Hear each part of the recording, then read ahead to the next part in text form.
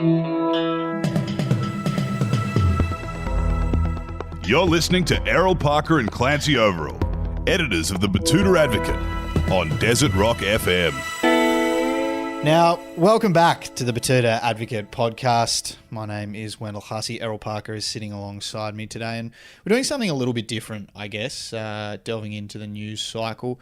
COP27 is just wrapping up over there in Egypt. Hasn't got a lot of press attention this year, not as much as previous years. Maybe that's to do with our Prime Minister not embarrassing himself or our nation not embarrassing themselves over at the climate conference. So we thought we'd just touch on what's been happening, where's it happened, what are the updates and all that sort of stuff. Errol Parker, we've got Richie Merzian, the Director of Climate and Energy Program at the Australia Institute, who has dialed very kindly in all the way over from Egypt. And he's going to give us a bit of a rundown on all of that. Richie, how you going? I'm doing all right. Yeah, fair enough. How are you feeling about it all? It's I had low expectations and they've been met. It's always good to manage expectations. That's right. I mean, I've gone to a few of these with different hats on. This one was going to be tough because it had to follow up a pretty solid act, which was last year when the whole world came together to agree on a new big pact to up the ambition on climate and put more money on the table and all those other good stuff. So because Glasgow last year, the last conference was the high level, the high watermark, this one was always going to be a hard act to follow.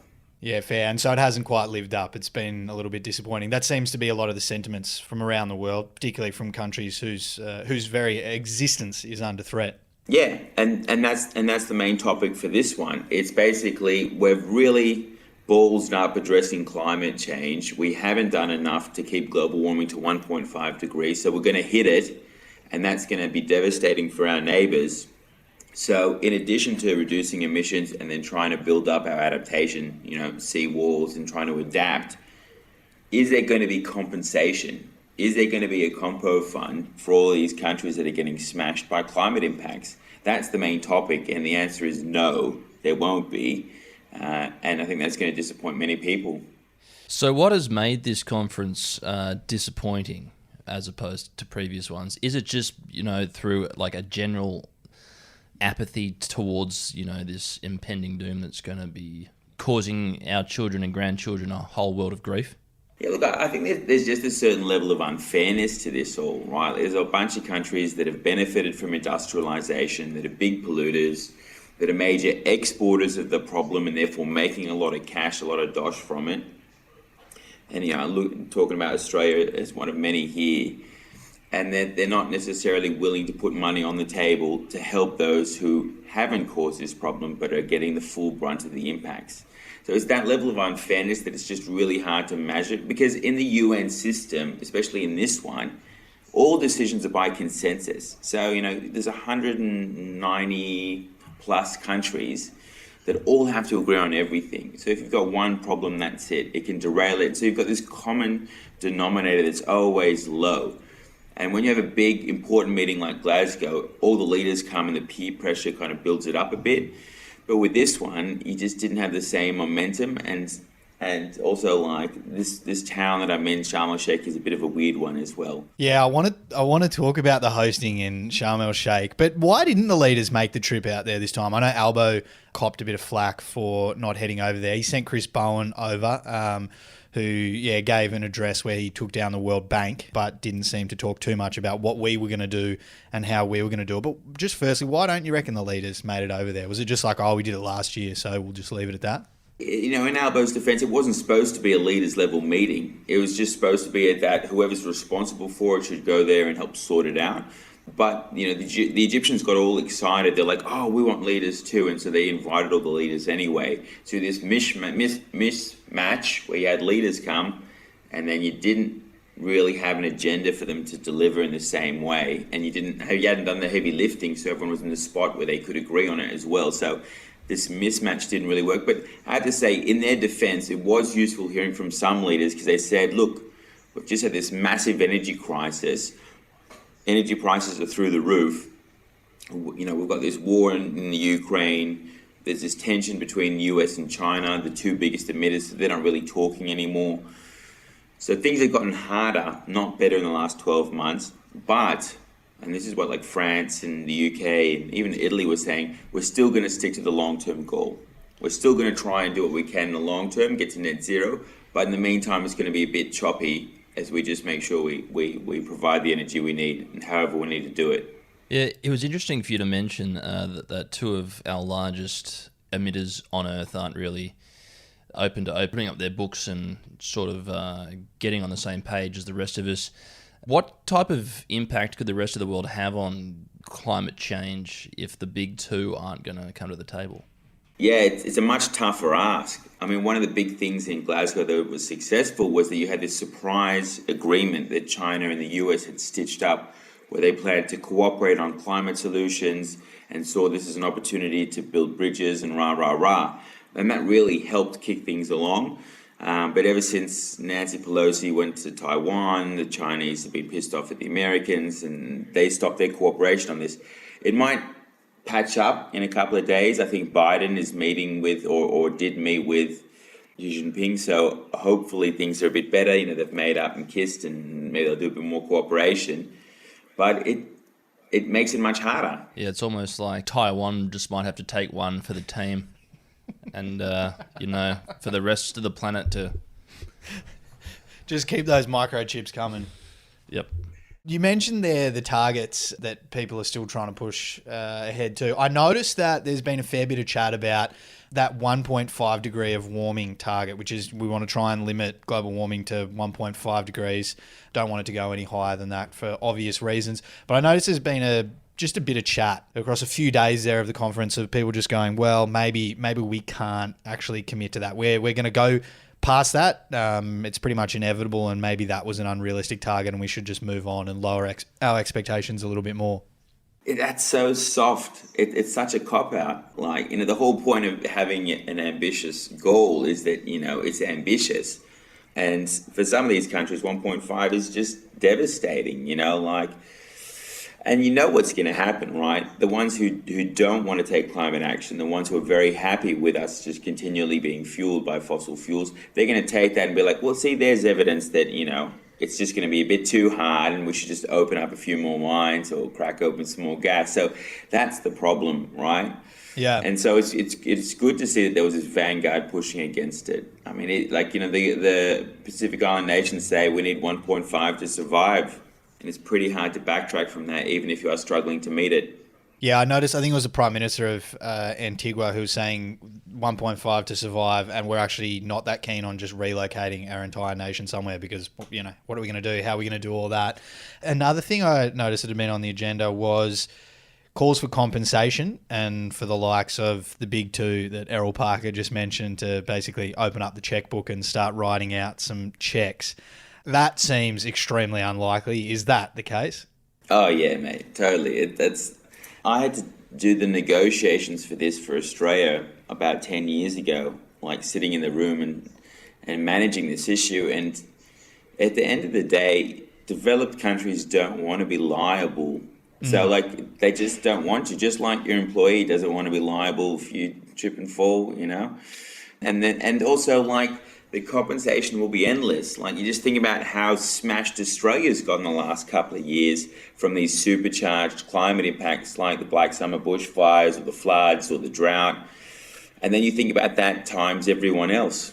Yeah, I know. Well, it is interesting how, there is that argument that Australians especially, they make up such a tiny, tiny fraction of 1% of all the emissions on Earth, but per capita we export the most.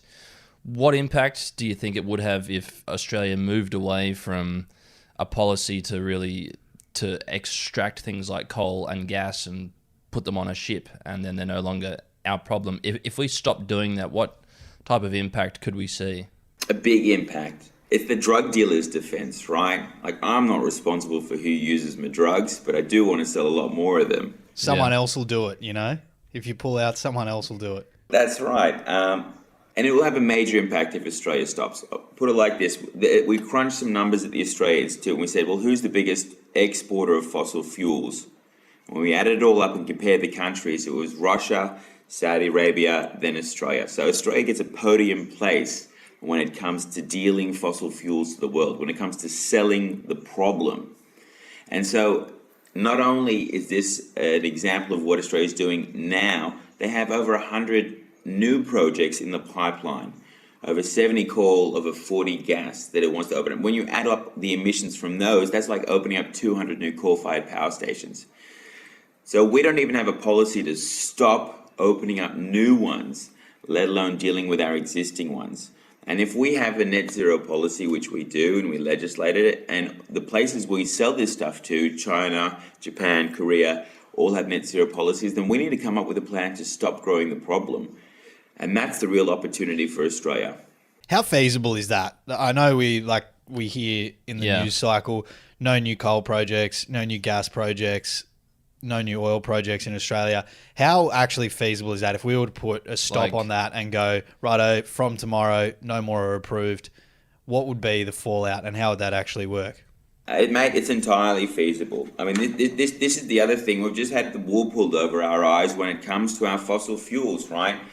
We don't make much money from it. The government doesn't rake in much by way of tax. They don't employ many Australians directly. So you can have a transition plan for those who... I mean, there's more people working at McDonald's than work in the coal and gas industry directly.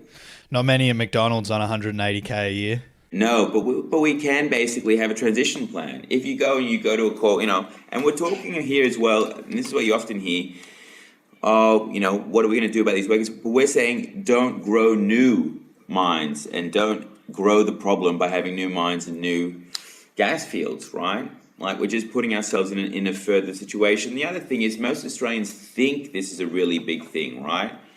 Like, if we ask in our Climate of the Nation, which is our annual survey, how big do you think the coal industry is? How many people do you think are employed in it? How big do you think the gas industry is? And people get it wrong by a factor, just pulling up the exact number here, but it's a huge factor, like a factor of 10, 20, 30 in terms of how they get it wrong. I would be expecting that the profits that this country make from, exporting fossil fuels would work to significantly underpin all the nice things that this country has, like universal healthcare, education, the NDIS. That's what you'd think, right? But that's because that's what you've been told for decades. I mean, like, the states themselves often make more from car rego than they do from the royalties of minings. And if you look at what the federal government's made, just look at corporate income tax from the five major gas producers, made over $100 billion in the last 7 years and paid zero in corporate tax. You pay more tax than they do, right? This is the thing. We don't make that much money from all the coal and gas. They're big industries, but the money doesn't flow here, and they're mainly multinational. So there's no mum and dads holding onto those shares behind the scenes. They're mainly multinationals as well.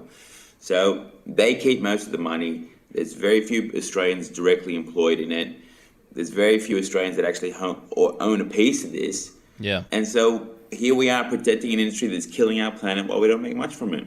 Those people who are employed in these industries, they are terrified, rightly so, that if this comes to a close, their high-paid jobs are going to come to a close there. And there's been a lot of talk about helping these people transition into new roles. What would these new roles be? I mean, everyone says, they would be going into installing and maintaining a solar farm, but, to drive around in an air-conditioned Land Cruiser around a gas field is a lot easier than having to hop out and squeegee 1,000 solar panels every day. Yeah, it's true. It's a lot of squeegeeing.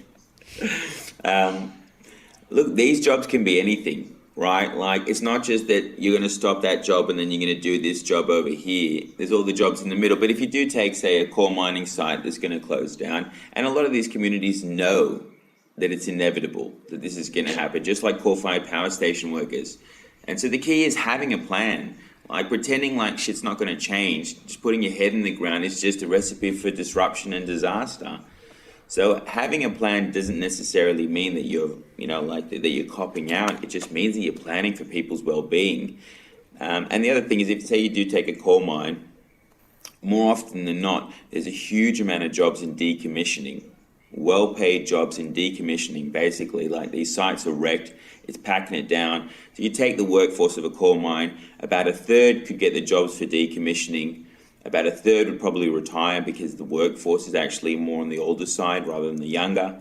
And then a third are going to go off and find other jobs. And those other jobs could be in anything. You know, there's a lot of mining jobs in the new minerals that we need to make batteries and stuff. There's offshore wind now that's going to be picking up that needs a lot of people who know how to do offshore gas. Like, there's all these other jobs that are out there. But we're missing the plan to transition. And without that, we're just waiting for the world to decide what we do rather than taking that up ourselves. Yeah. How much of it do you think is to do with really like the age of the electorate, in that we've had a generation that's really not had to bend or waver for anything, really? I mean, they're coming to the end of their working life and they're being told that these goalposts are going to move. Like, how electable is a government that's working on the mandate of that everything is going to change? Well, I mean, the last government was pretty frank. Like, Chris Bowen said, we're never going to build a coal-fired power station again. We're going to have to transition, and we're going to have to, have a stronger target, and we're going to have to lock in net zero. So you can start making that pathway, but I guess leadership is taking people with you. That's the question we have for this government, and we put it to them constantly. Like, if you ask him, well, what's going to happen with coal and gas mines, and he'll say, well, the market economics are this and that, and that's not leadership. Like, and you're not going to rely on the market entirely. I mean, they're the ones who kind of got us into this mess. We have an opportunity to reinvent Australia, because right now the whole world knows this is a giant quarry, and we come here and we boost fossil fuels, and we act like bandits. And so this is an opportunity for us to reinvent ourselves beyond just fossil fuels. How are we perceived over there? Has there been any change over the last year or so, or is it more so the international community is just like change of government, but things still remain the same there? It's nice to see a change of government, and they're not actively denying that climate change is a thing and refusing to have any targets, or are they just like, well, not too much has changed really? Yeah, in terms of the rhetoric, in terms of the level of engagement and the goodwill, it's certainly there. I mean, last year CNN was saying, Australia's the villain of the climate negotiations. So, like, they're coming here with better energy and with a new government and with more of a plan to change things at home, and that's being well received. So, like, that's a good thing. They have an Australian pavilion, flying the green and gold, and they're putting on events with all their renewable companies and other stuff like that, and that's good, But at the same time, yesterday there was a ranking of all the major emitters, about 60 of them. Australia was at the bottom. Australia was dead last, and now it's gone up maybe 4 places. So it's still in the bottom 10. Up 4 places though, trending upwards. It's a real rebuild of a club, maybe pushing for top 8 in the next kind of few years. We're building the foundations. Are we spruiking any of the things like clean coal and renewable gas over there, or is that just something that we kind of hear in marketing spins back home? Yeah, no, look, as far as I can tell, that's not being spruiked here, which is a good thing. That was certainly what the last crew, what Morrison was doing when he rolled out a big Santos carbon capture and storage display at the Australian Pavilion, said, who wants more gas? So this group are attuned to the fact that this is actually about legitimate climate solutions, and that's what they're displaying, and that's good. I've got friends who work in renewables who are here. I've got some Indigenous mates who run like clean energy networks who are here. So they've brought good people to show a different side of Australia, and that's welcome. But there is still this outstanding question of, well, is this just an exceptional part of the cycle? Because they know that Australia changes, gets a little bit better, and then goes back to being crap again. And I think that's what everyone's holding out for. Is this just an exceptional kind of blip in the Australian? Because there's been 30 years of this, and for 30 years Australia's pretty much promoted fossil fuels and didn't want to take anything on that was at its expense. And so I guess everyone's a bit cautious. They're saying, great, you changed your government. Now have some policies that actually have an impact, so that when we measure how things are actually tracking, then they're tracking in the right direction. Until then, you're still going to hover at the bottom. And also you need a plan for your fossil fuels. I've noticed in recent years that a lot of the old conservative coal warriors in this country are starting to bang on about nuclear power. How is the concept of nuclear power received inside the walls of COP? Well, basically, the nuclear industry aren't cool. They thought that would be the technology that would change the world, and it hasn't.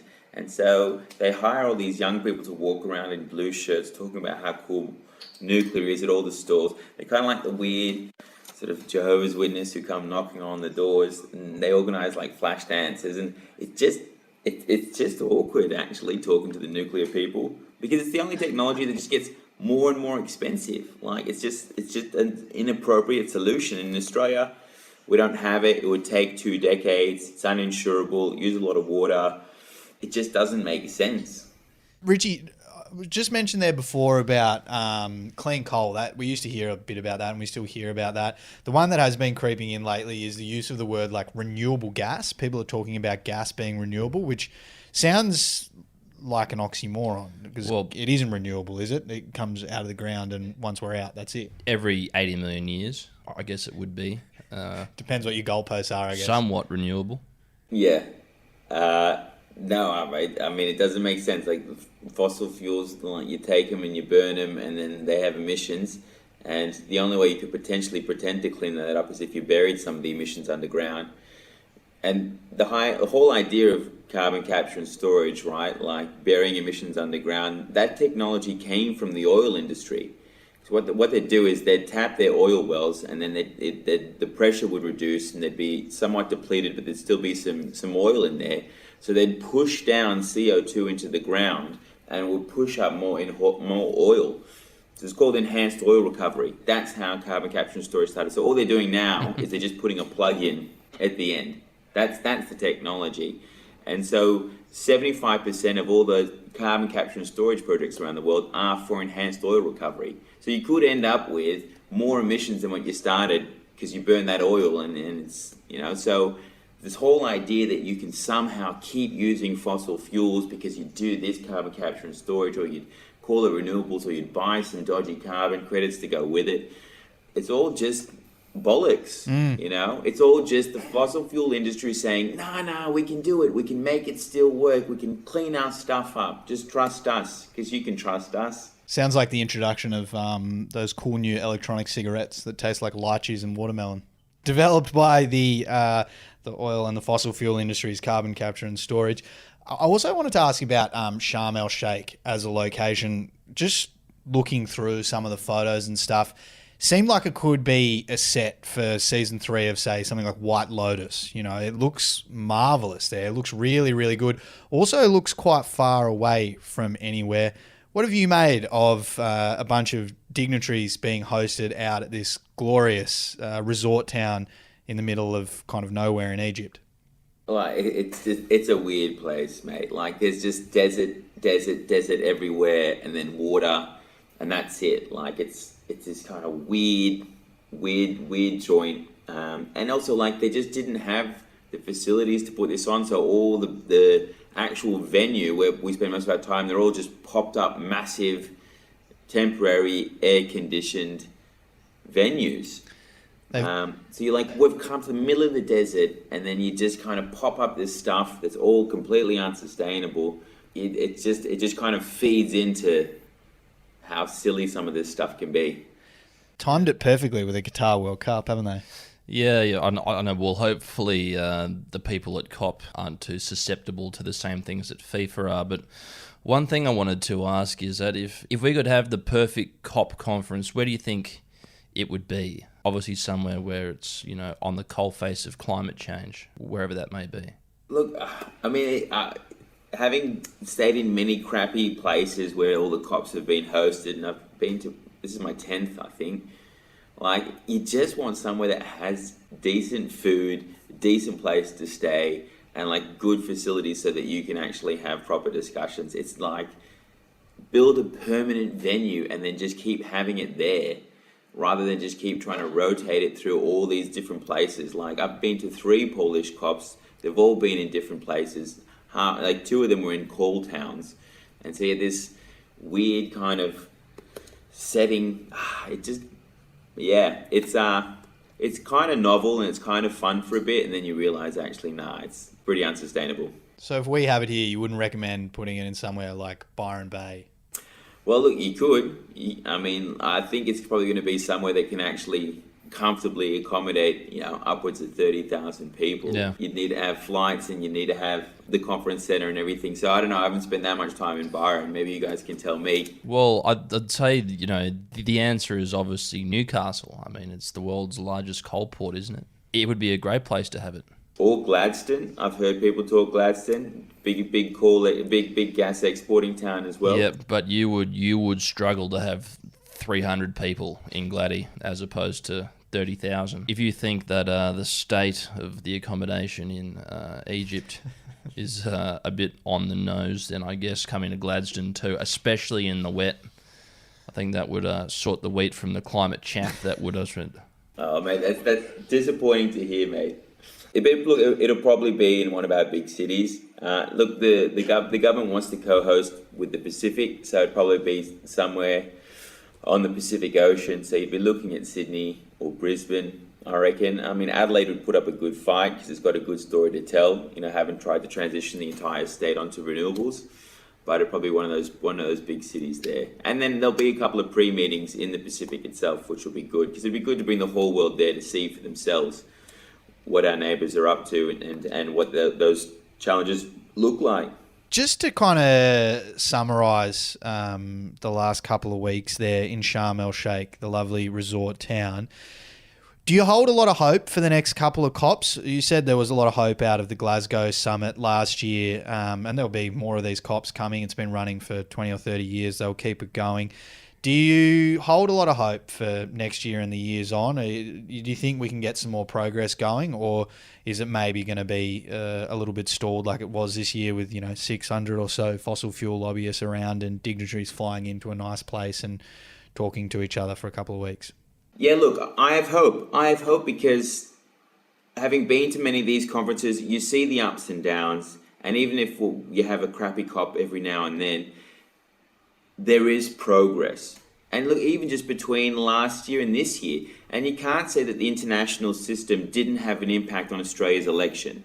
Like Morrison coming and being shamed, and being dragged over, and for Australia just constantly ranking at the bottom, and for Biden and Boris just telling Australia to pull its socks up, like that has an impact. It just slowly just chips away and gets everyone across the line. And I think there's a lot of opportunity for Australia to do the same thing. And it's great that it's finally putting its hand up to host. It's an opportunity for Australia to reinvent itself beyond fossil fuels. And I think if it takes it seriously, we could get a lot of progress back home.